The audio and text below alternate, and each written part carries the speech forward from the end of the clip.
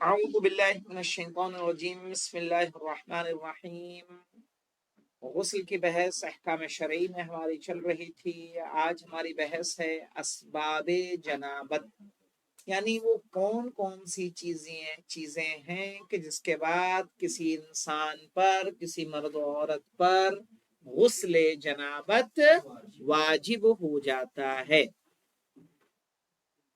کہہ رہے مولانا جنابت کی کیفیت دو وجہوں سے پیدا ہوتی ہے، یا دو سبب ہے جس کی وجہ سے کیا ہو جاتا ہے، انسان مجنب ہو جاتا ہے، یعنی اس پر غسل جنابت واجب ہو جاتا ہے۔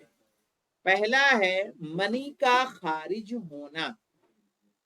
صحیح ہے، انسان کی اگر منی، جس کو ہم ہندی میں ویر، انگلش میں اسپرم کہتے ہیں، اگر وہ خارج ہو رہی ہے، چاہے وہ سونے کی حالت میں ہو، بلکہ منی کے بعد اور پیشاب سے پہلے اگر کوئی رطوبت خارج ہو جس پر منی ہونے کا شبہ ہو، تو وہ بھی منی کے حکم میں ہے۔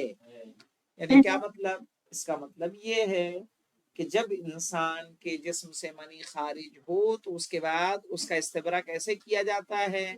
اس کا استبرا پیشاب کے ذریعے کیا جاتا ہے، تاکہ پیشاب کرے تو نسوں میں، نلیوں میں جو منی کے ذرات ہوں وہ باقی نہ رہیں، بلکہ پیشاب کے ذریعے سارے کے سارے باہر چلے جائیں۔ اگر کسی انسان نے پیشاب نہیں کیا، منی خارج ہوئی اور اس نے جا کر غسل کر لیا، غسل کے بعد اس مسئلے کا مطلب کیا ہے؟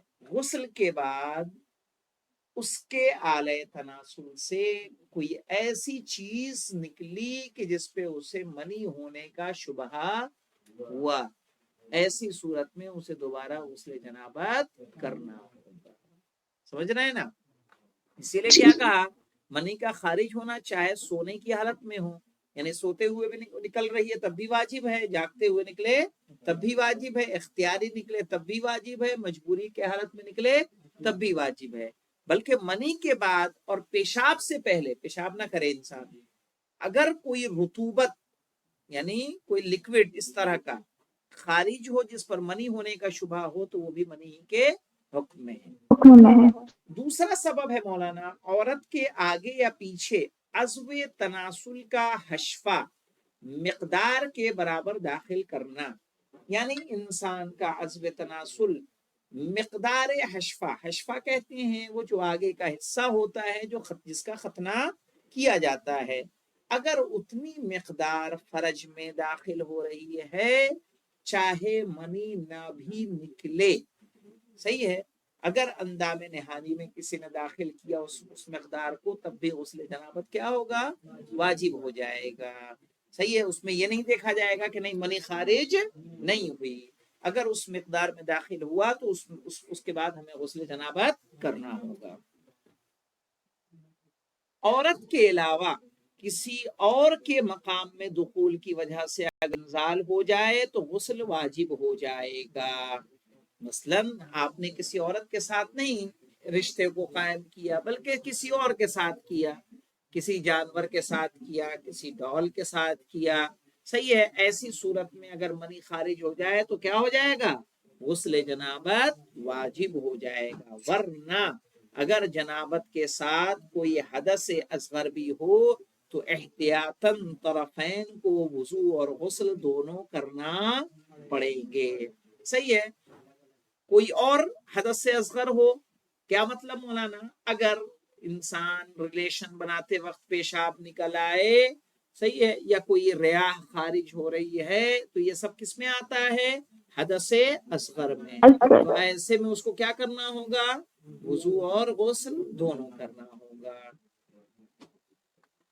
صحیح ہے۔ ورنہ اگر جنابت کے ساتھ کوئی حدث اصغر بھی ہو تو احتیاطاً طرفین یعنی عورت مرد دونوں کو وضو اور غسل دونوں کرنا پڑیں گے، ورنہ صرف کیا ہوگا؟ غسل کافی ہوگا۔ اب اس کے بعد ہے مولانا حیض۔ حیض کسے کہتے ہیں؟ حیض وہ ہے کہ بلوغ کے بعد ایک عورت کو، ایک خاتون کو ایک محدود سن تک، صحیح ہے، اگر غیر سادات عورت ہے تو اس کو 50 سال، سادات خاندان سے ہے تو اس کو 60 سال کی مدت بتائی گئی ہے. صحیح ہے. جس کی پیریڈ میں اس کو کیا آتا ہے؟ حیض آتا ہے. صحیح، بلوغ کے بعد. لیکن اب ایسا دیکھیے کہ حیض کا خون عام طور پر، اب چونکہ جو نکلنے والے خون ہے وہ خون کئی طرح کا ہوتا ہے، اس میں پہچان ہمیں کرنی ہوگی. کہہ رہے حیض کا خون عام طور پر سرخ، لال اور غلیظ ہوتا ہے. غلیظ یعنی گاڑھا ہوتا ہے، اور قدر سوزش کے ساتھ نکلتا ہے، خارج ہوتا ہے. سوزش کہتے ہیں جلن کو. صحیح ہے. جب وہ نکلتا ہے تو کس سے؟ سوزش کے ساتھ، ایک جلن کے ساتھ نکلتا ہے.